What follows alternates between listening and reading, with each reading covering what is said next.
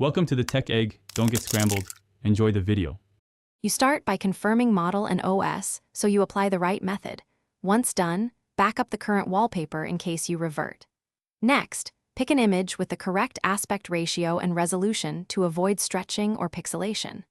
Open Settings or the Photos app and find the image.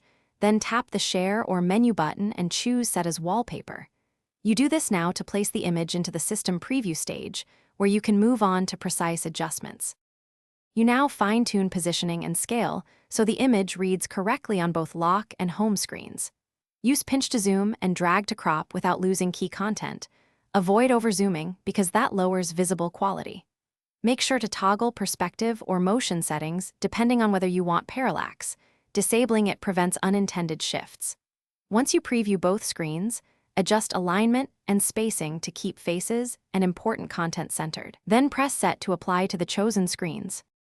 You finish by selecting whether to apply the image to the home, lock, or both screens, and then verify that icons, widgets, and status elements remain readable. If the image looks blurry, import a higher resolution file or turn off automatic zoom to preserve clarity.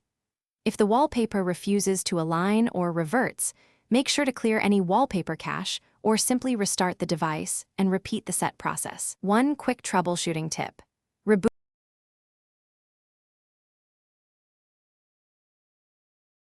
Thanks for watching. Consider subscribing if I helped unscramble your problems.